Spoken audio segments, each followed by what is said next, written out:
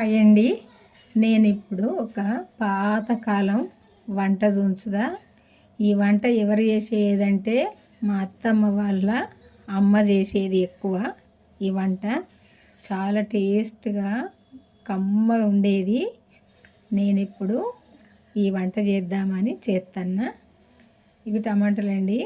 ఇవైతే శుభ్రంగా కడిగి ఇట్లా తొడిమలు అయితే ఇక్కడ తీసుకున్నా. తొడిమ భాగము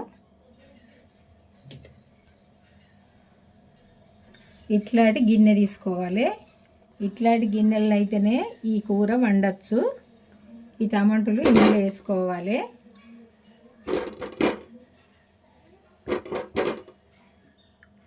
ఇందులో వేసుకోవాలి. నేనైతే ఒక 8 టమాటాలు తీసుకున్నా.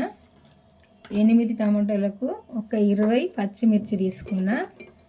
ఎందుకంటే ఇది పుల్ల పుల్లగా కారం కారమే ఉండాలి, కమ్మగా ఉంటుంది ఈ కూర. 20 పచ్చిమిర్చి తీసుకున్నా. 8 టమాటాలకు సరిపోతాయి. ఇందులోనే కొంచెం కొత్తిమీర వేసుకోవాలి. ఎక్కువనే వేసుకోవాలి కొత్తిమీర. ఒక్క ఉల్లిగడ్డ కూడా ఇందులోనే కోసేసుకోవాలి.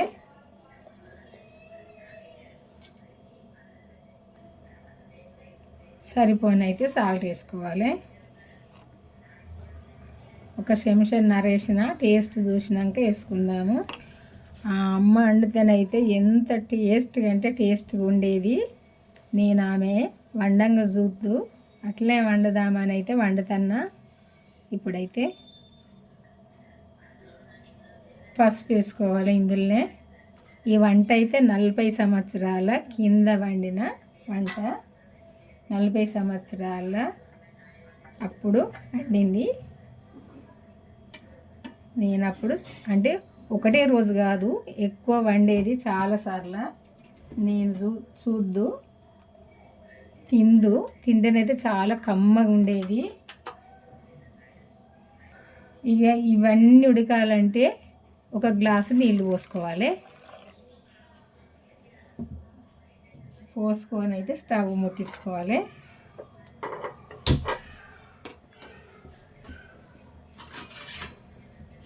మూత పెట్టుకోవాలి.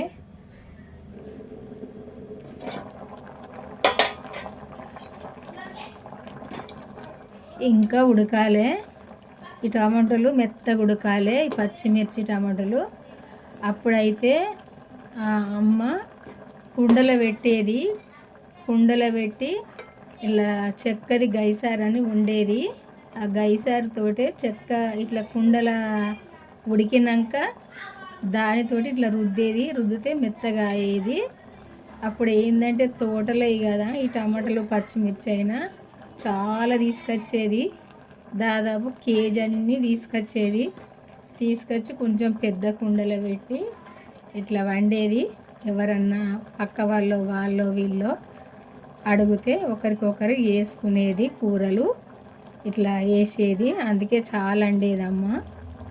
అందుకే నేను ఇప్పుడైతే కొద్దిగానే వండుతున్నా. మా ఇంట్లో కూడా చాలామంది ఉండేది. మా ఇంట్లో మందికి సరిపోగా కూడా పక్క వాళ్ళకు కూడా వేసేది. అప్పటి వాళ్ళ గుణాలు మంచిగా ఉండేది కదా, ప్రేమలు గుణాలు. ఏంటంటే ఒకరికి ఏదన్నా అడిగిందంటే లేదనకుండా ఇచ్చేవాళ్ళు, వేసేవాళ్ళు. అట్లాంటి గుణాలు ఉండే అప్పటి వాళ్ళవి.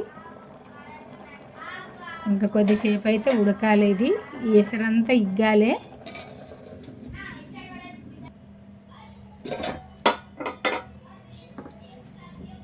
ఇట్లా ఉడికితే సరిపోద్ది.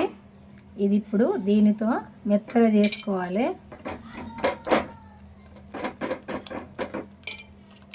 అదే రుద్దుకోవాలి దీంతో. పాతకాలం వంట కాబట్టి పాత మాటలే మాట్లాడతా. ఇట్లా రుద్దుకోవాలి. మరీ మెత్తగా అవసరం లేదు. దీన్ని మెత్తగా రుద్దుకుందాము.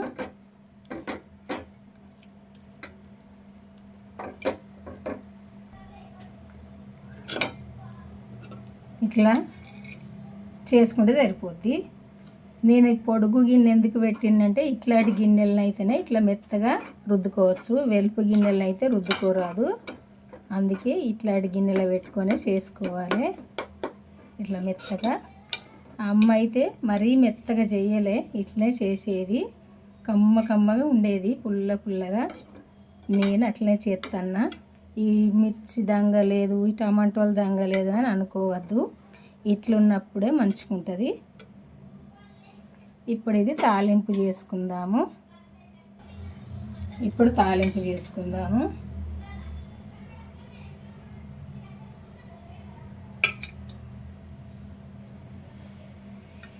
నేనైతే ఆయిల్ కొద్దిగానే వేసిన, ఎందుకంటే ఒక చెంచాన్నర వేసిన సరిపోద్ది.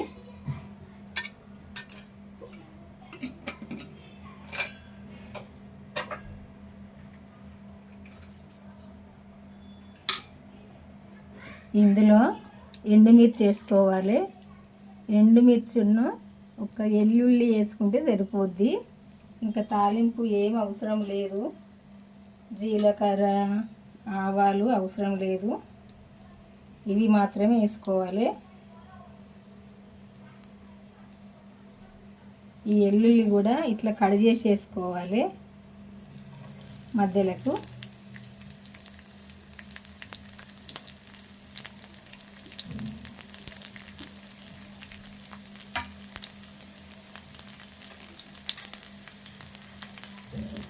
కరివేపాకు కూడా వేసుకుంటే వేసుకోవచ్చు, నేను వేయ, మా ఇంట్లో మా పిల్లలు తినరు.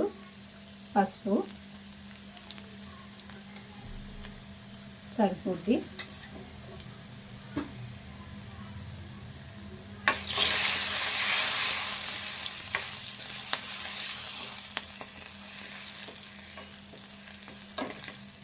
ఇప్పుడు ఈ కూర ఇందులో వేసుకోవాలి.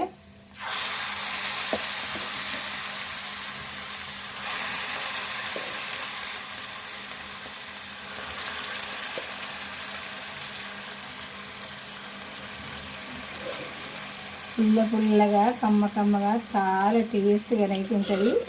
మీకు నచ్చితే మీరు చేసుకోండి, ఒకసారి అయితే చేసుకొని ఎట్లా ఉందో చెప్పండి కామెంట్ చేసి.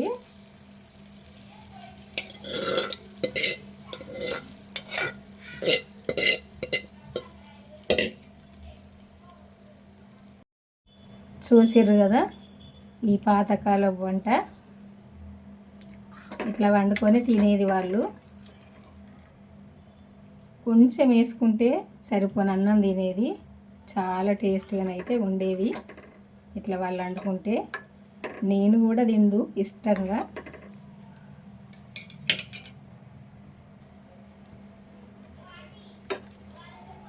కొంచెము ఇదంతా కలిసేదాకా కలుపుకుంటే సరిపోద్ది.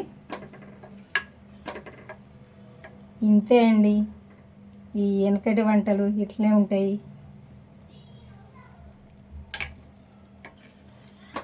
అమ్మ అయితే రకరకంగా వండేది వెనకటి వంటలు, ఇట్లా ఉలువ చారు, ఈ ఉలువ పచ్చడి అన్నీ చేసేది, చాలా వెనకటి వంటలు. నేనైతే చూద్దు. ఇంకా ఇట్లా కంది పుట్నాలతోటి కూడా చేసేది పచ్చడి, ఉలువ చారని, కంది చారని అన్ని రకాలు చేసేది అమ్మ, చాలా టేస్ట్గానైతే ఉండేది. ఈ వంటకం కనుక నచ్చితే ఒక లైక్ అయితే చెయ్యగా మర్చిపోకండి. ఖచ్చితంగా లైక్ చేసి అయితే మన ఛానల్ అయితే సబ్స్క్రైబ్ చేసుకుని వాళ్ళు ఉంటే చేసుకొని అయితే ఈ వీడియో అయితే చివరి దాకా చూడండి మన ఛానల్లో. మీకు చూసినప్పుడే ఇది ఎట్లా వండినా అన్నది మీకు తెలుస్తుంది. బాయ్ అండి, ఉంటానండి, మళ్ళీ వంటతో కలుద్దాము.